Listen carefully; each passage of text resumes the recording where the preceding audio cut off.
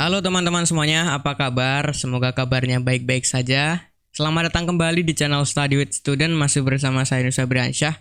Dan di video kali ini kita masih berada di playlist Algoritma Pemrograman 2. Yang ibu dosen saya yang mengajar Algoritma Pemrograman 2 adalah Ibu Saniati. Dan kita masuk di video keberapa saya kurang tahu ya, karena nomornya acak. Kita masuk ke materi byte stream pada Java. Jadi setelah di video sebelumnya kan kita sudah tahu ya file I/O itu apa gitu ya, jenis-jenisnya, kita bisa ngolah file I/O menggunakan apa saja gitu. Tapi kita perlu exception untuk mengolah file I/O ini. Jadi silakan buat teman-teman yang belum nonton ditonton dulu supaya ketika masuk di video ini tidak kebingungan lagi. Gitu. Jadi langsung aja, apa itu byte stream? Byte stream ya digunakan untuk operasi I/O yang menggunakan data biner.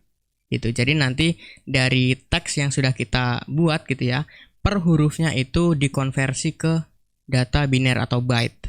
Itu nanti disebutnya ASCII code lah gitu. Nah, di byte stream itu mampu menampung karakter yang 8 bit saja. Gitu. Untuk saat ini sih kita belum tahu 8 bit itu seperti apa gitu ya, dan 16 bit seperti apa. Yang jelas yang perlu disimpan adalah untuk yang byte stream itu mampu menampung karakter 8 bit. Itu saja. Intinya disimpan aja dulu. Nah, pada Java, byte stream mempunyai dua buah superclass, yaitu input stream dan output stream, yang merupakan kelas abstrak. Jadi intinya gini, di byte stream, kan kita nanti akan narik data dan membuat data gitu ya. Nah, untuk narik datanya, kita pakai input stream. Oke. Dan kita mau ngebuat datanya menggunakan output stream. Itu adalah superclass-nya dari byte stream. Gitu. Dan pada input stream ya, jadi ada beberapa kelas lagi di dalamnya, yaitu ada file input stream, pipette input stream, filter input stream, ya, dan masih banyak lagi. Tapi kita nggak bahas semuanya, kita fokus ke yang file input stream saja untuk narik datanya gitu ya, karena saya sih kurang paham untuk yang selain itu. Yang jelas ini dibutuhkan kompleksitas gitu ya, kita belum butuh kompleksitas itu, kita cuman butuh narik datanya doang, berarti kita pakai yang file input stream aja gitu ya.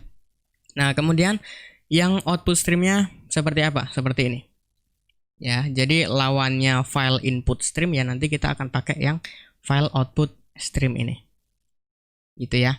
Mungkin kalau teman-teman mau nyoba yang lain silahkan, cuman yang dibahas di video ini adalah file input stream dan file output stream saja gitu. Dan pada file input stream itu ada beberapa kelas method lagi gitu. Yang pertama, nanti kita bisa menggunakan kelas method available ya. Jadi kelas method ini akan mengembalikan jumlah byte dari file input. Jadi misalnya nih, kita nulis di file txt ya, saya gitu.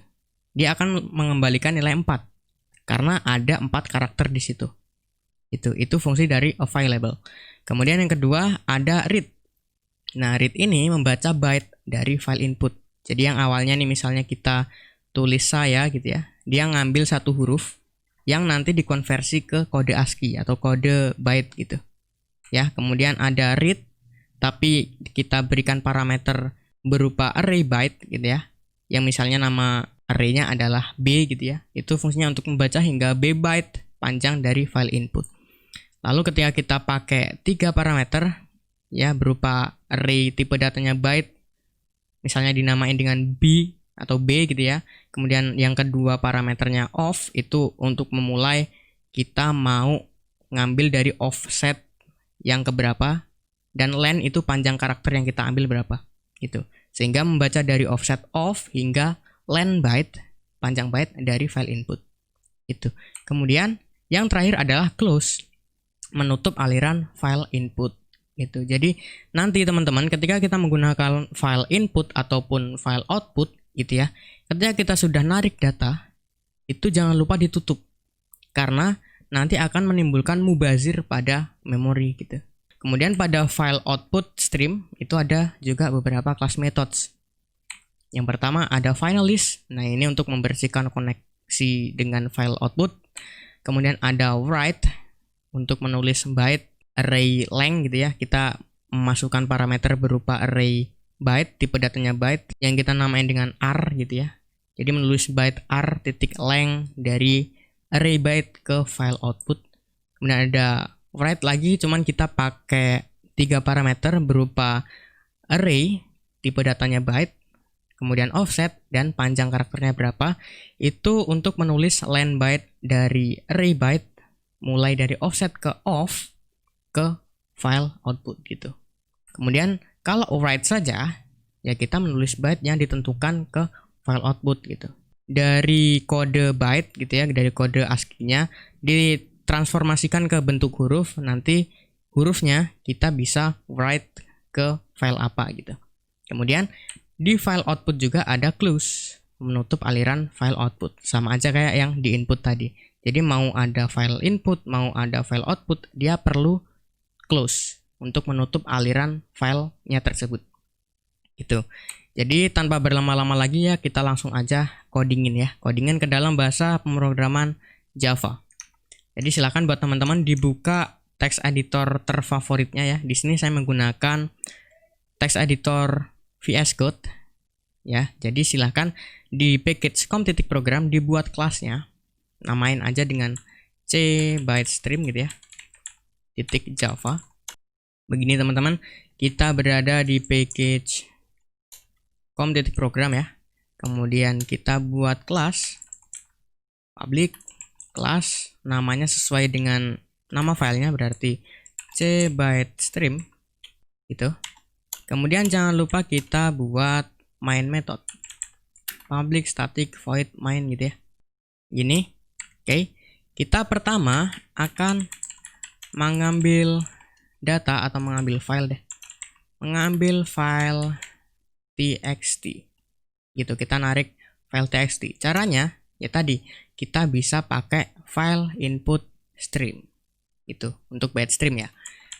File input stream ya, ini kalau teman-teman kontrol spasi kemudian pilih aja file input stream, maka otomatis di sini di atas itu sudah diinputkan atau diimportkan Java IO file input stream. Itu namain aja misalnya dengan inputku gitu ya, inputku. Kemudian kita isi ya, teman-teman bisa langsung new file input stream. Kemudian nama filenya apa gitu ya, misalnya kita punya input.txt gitu ya. Gini. Oke.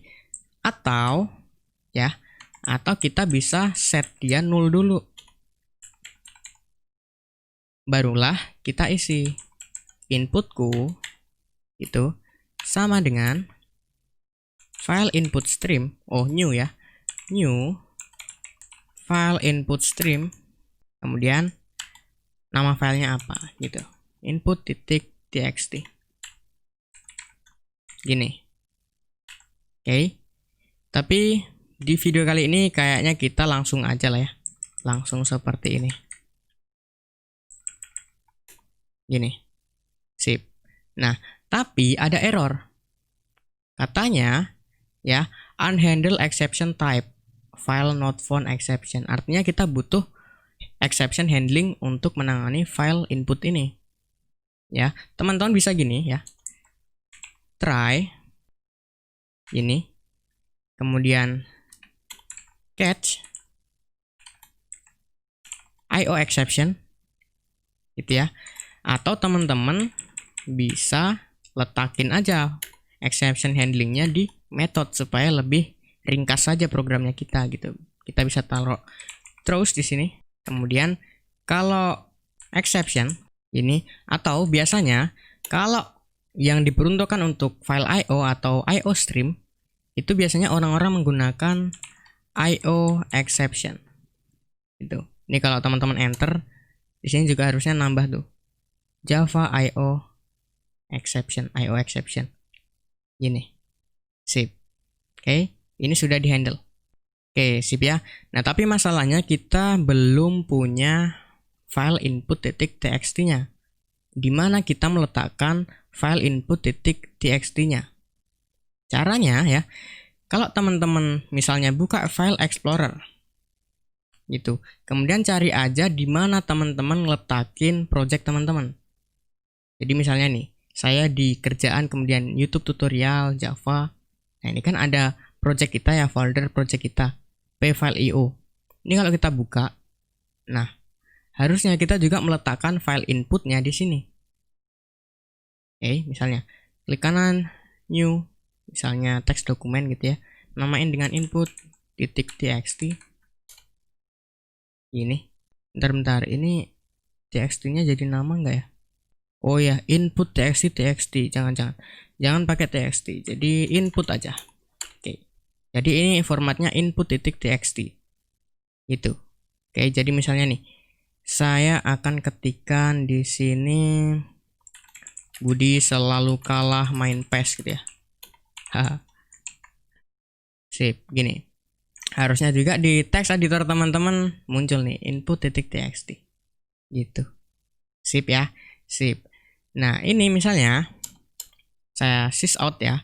System out println gitu ya. System out print aja gitu, misalnya inputku titik, tadi kalau kita mau ngebaca file pakai read gitu. Sip. Ini ya. Coba kalau kita run. Muncul tuh 66. Oke, itu kode ASCII-nya atau kode byte-nya. Coba kalau kita ke char ya, kita casting ke char. Gini. Oke, coba kita run lagi. Tuh, muncul B besar. Kenapa muncul B besar? Coba kalau kita buka file txt-nya. Tuh, awalnya kan B besar tuh. Gitu. Jadi kalau misalnya nih, kita copy yang read-nya itu 4 kali ya. Jadi kan ada B, ada U, ada D, ada I. Ini 4 kali aja. 4 kali, kemudian kita save, run lagi. Tuh, munculnya B, U, D, I. Gitu. Sip ya teman-teman ya. Jadi gitu. Kita bisa meletakkan filenya di folder sesuai project kita di sini. Nah, tapi bisa nggak ketika kita meletakkan filenya itu di beda folder? Bisa teman-teman. Bisa. Misalnya nih, teman-teman punya folder di mana aja ya. Misalnya, jadi supaya lebih rapi aja, saya simpen di folder di sini. Misalnya, saya bikin folder baru, ya, namanya aset gitu. Pakai S karena nanti jamak acuannya, gitu. Kemudian ini saya cut dulu. Saya cut. Kemudian saya pindahin ke aset. Ini saya buat folder baru lagi, namanya byte stream gitu. Ini. Kemudian di dalamnya saya letakin itu. Gini.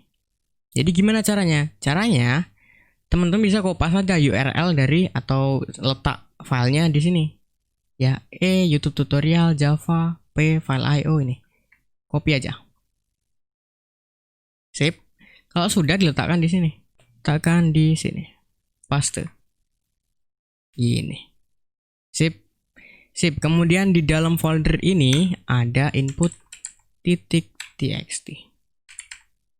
Gini. Oke. Nah, tapi kenapa kok ini ada error? Ya, kalau kita ingat backslash itu menandakan kita mau buat kode. Ya, kalau kita mau backslash n ganti baris. Backslash t itu tab. Nah, kalau kita mau ngetik backslash doang, backslashnya 2 kali. Ini. Semuanya. Ini juga, ini juga, ini juga, ini juga, ini juga. Backslashnya 2 kali. Gini. Tuh. Sip ya. Ini kalau kita run lagi, hasilnya adalah sama aja tuh. Gitu teman-teman semuanya. Ya, jadi mudah-mudahan sampai sini paham. Nah, kalau teman-teman di kelasnya itu ada misalnya peringatan gitu, ini bukan error karena bukan merah gitu ya. Itu karena kita kan narik file. Nah, kita nggak tutup. Iya, kita bisa tutup di bawah, paling bawah ketika file kita sudah di-read dan sudah diimport. Jadi, kita bisa inputku ya. Titik close. Oke, maka harusnya sih nggak error lagi gitu ya, nggak ada peringatan lagi. Sip, gini. Nah, kemudian cara nampilin ininya gimana? Kan ini kan kita naruh sistem out println banyak gitu ya. Kita kan pengen menyesuaikan yang ada di filenya itu berapa digit karakter gitu ya. Ya kita sesuaikan aja. Nah, kita bisa seperti ini teman-teman. Kita bisa ya, misalnya kita punya for gitu ya. Oke, bentar. Ini misalnya saya sistem print gitu ya, sistem out print. Oke, saya ketikkan misalnya inputku titik available ini. Oke, ini kalau saya run maka hasilnya adalah 26. Bener nggak kalau di input ini input titik txt 26 digit? Kita hitung. Tuh wa ga 4 ma 6 7 8 9 10 1 2 3 4 5 6 7 8 9 10 1 2 3 4 5 6 tuh 26. Oke, sip. Jadi kita bisa gini. Kita bisa for ya misalnya in i sama dengan 1. Oke. Kalau misalnya i masih lebih kecil sama dengan inputku titik available ini, maka i++ dan tampilkan ini tadi ya sistem print, sistem out print, kita casting ke char inputku titik read gini. Sip, ini nggak perlu kita hapus saja. Gini, coba di save kemudian di run. Nah, ada problem juga di sini. Ya, ini nggak full nih. Oke, nah jadi gini teman-teman. Ini juga nggak berhasil juga di Linux ya. Saya coba di Linux nggak jadi juga. Jadi ada caranya supaya kita bisa menampilkan semua hurufnya. Gitu. Jadi misalnya nih, saya hapus aja tinggal Budi gitu ya. Nah kemudian misalnya ini saya hapus karena gagal ya tadi ya. Kemudian saya pinjem yang ini aja. Ini saya copy, top cut ya. Ini saya hapus. Kemudian yang ini kita ingat di sini hanya ada 4 huruf B U D I itu. Kemudian misalnya saya lebihin di sini. Itu. Kemudian di run. Nah B U D I cuman ini jangan di casting, jangan di casting. Kemudian printnya diganti println misalnya. Kita debugging dulu. Muncul tuh 66 117 100 105 min 1 min 1. Bisa kita bayangkan ini B, ini U, ini D, ini I, ini yang kosong. Tuh, jadi cuma ada Budi doang. Selain itu kosong tuh di sini. Nggak ada lagi. Ya, jadi kita manfaatin kode itu, kode yang kosong. Itu caranya gini.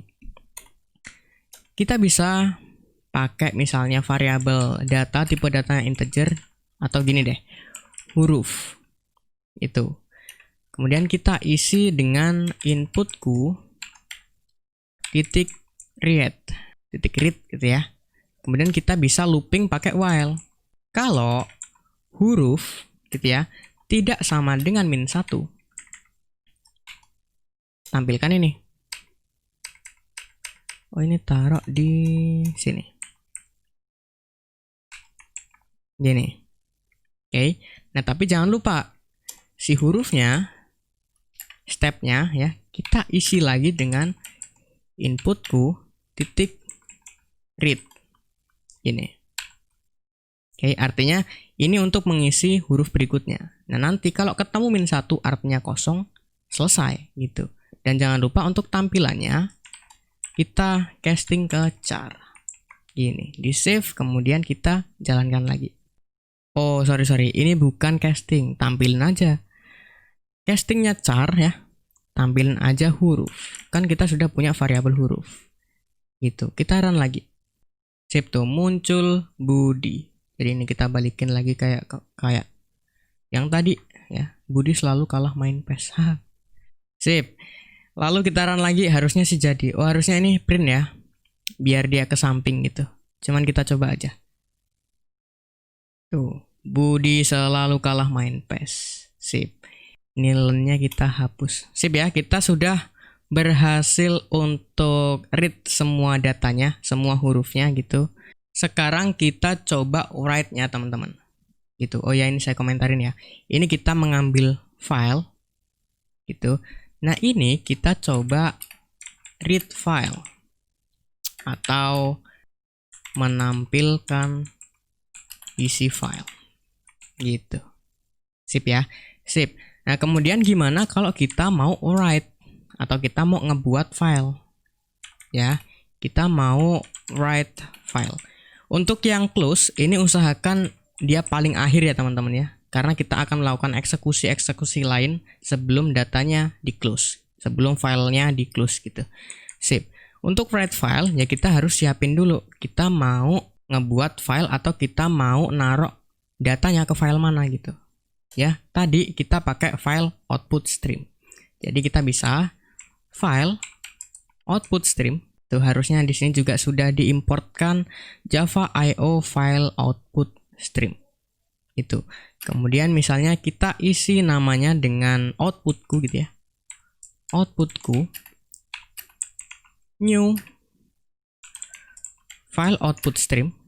Ini nama filenya apa? Ya, nah kita ngikut ini aja deh. Kita ngikut direktorinya di sini. Ini cuman namanya output.txt. Gini. Jangan lupa titik koma. Gini aja dulu. Oke. Nah, kita belum melakukan write data, cuman ini kita siapin datanya dulu gitu ya. Ini kalau misalnya saya run gitu ya. Nah, teman-teman lihat di sini. Output.txt dibuat. Nah, ini uniknya kalau file output stream. Kalau misalnya filenya belum ada, dibuat. Gitu. Sip ya. Sip. Nah, lalu gimana caranya kita untuk nge-write data? Caranya gini. Sama seperti kita menampilkan data tadi. Itu. Jadi misalnya nih, kita punya variabel. Tipe datanya integer, nama variabelnya misal hurufku. Ini saya nggak kreatif banget ya namain variabel ini huruf, ini hurufku. Gitu. Kita isi misalnya dengan sama aja inputku titik read. Inputku titik read gitu. Atau gini kita disable dulu ya. Biar nggak ikut campur nanti. Gini. Lalu kita while. Kalau hurufku tidak sama dengan -1, maka ngapain gitu ya? Maka outputku, oke, kita write apa? Write hurufku. Gini. Stepnya berarti hurufku kita ganti karakternya dengan huruf selanjutnya. Hurufku titik read. Read. Gini. Sip ya. Ini kalau kita save, kemudian kita jalankan. Oh, ini harusnya output juga di close ya. Berarti outputku titik close. Kalau sudah selesai, di close semua. Sip. Kalau sudah kita run coba. Sip. Oke, coba kita buka yang output. Nah, sama tuh. Yang input sama yang output. Gitu teman-teman. Itu caranya ya kalau kita mau nge-write data ke file apa gitu. Seperti ini, pakai titik write. Itu teman-teman. Nah, ini kalau kita mau nge-write sesuai dengan inputan kita yang ada di file input. Nah, kalau kita mau nge-write data, cuman kita ketikkan di sini gitu ya, pakai scanner, gimana caranya? Caranya gini. Ini kita bisa komentarin aja. Oke. Kemudian, kemudian misalnya di sini kita punya scanner gitu ya. Kalau di kontrol spasi kemudian kita enter, harusnya di sini juga nambah tuh. Java.util.scanner. Gitu ya.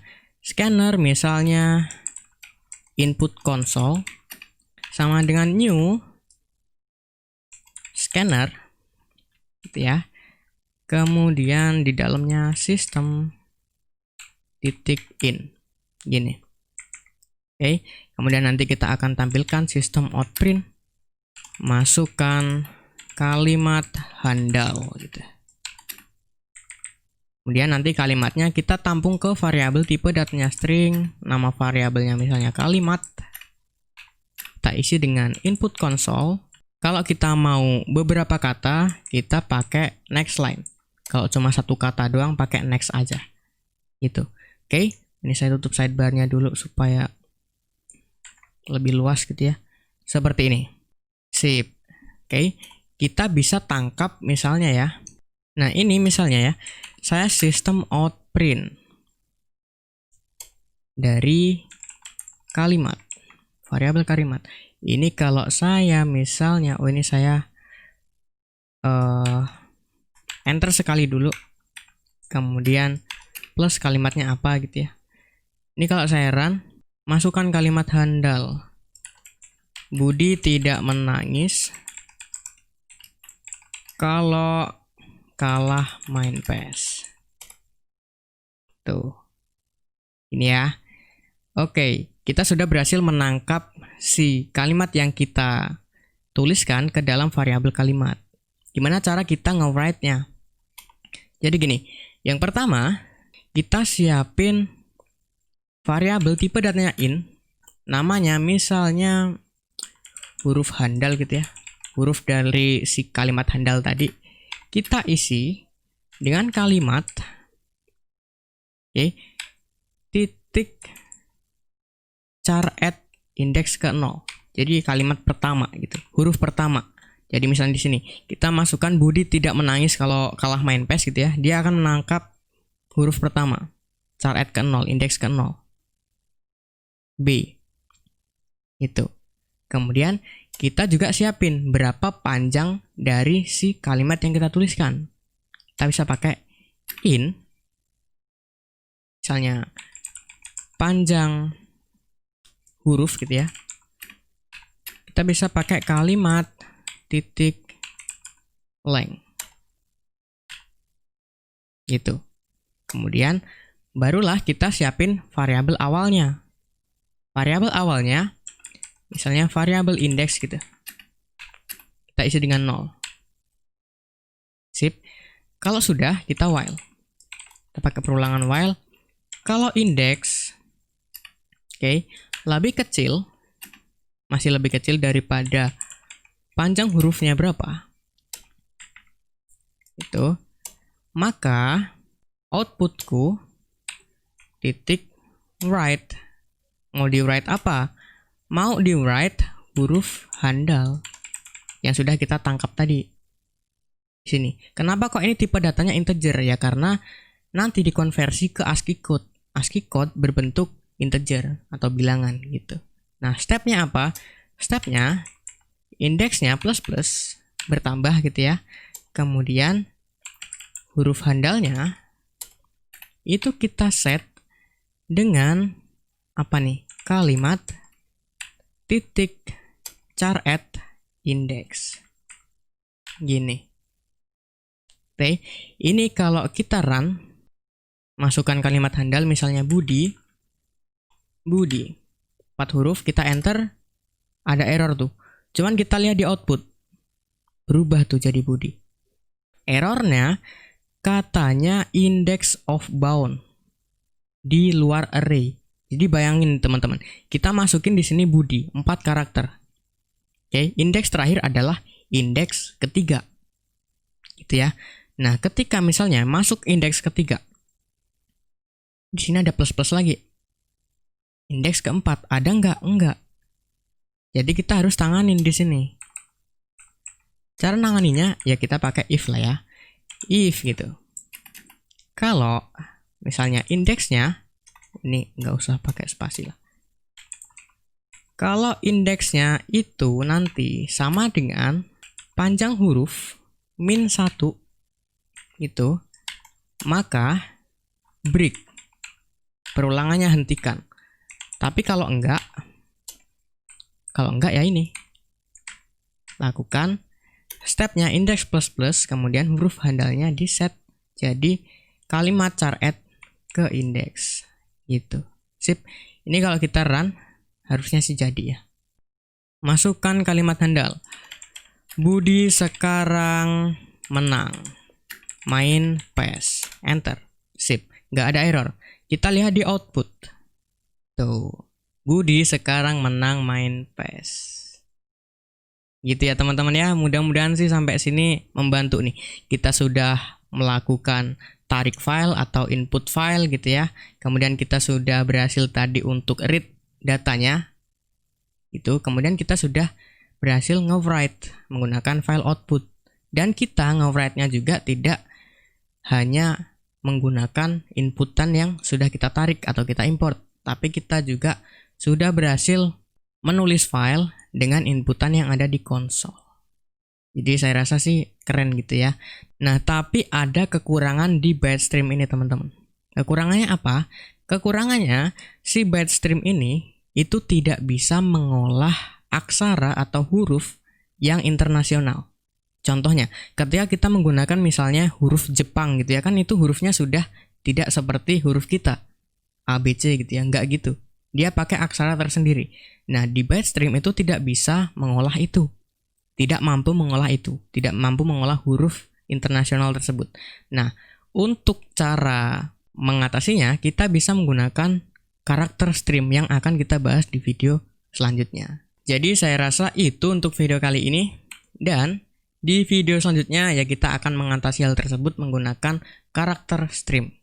Ya teman-teman, jadi silahkan ditunggu aja video selanjutnya. Jadi saya rasa itu untuk video kali ini. Mudah-mudahan membantu, mudah-mudahan teman-teman paham. Dan saya ucapkan terima kasih, thank you, keep learning and keep spirits.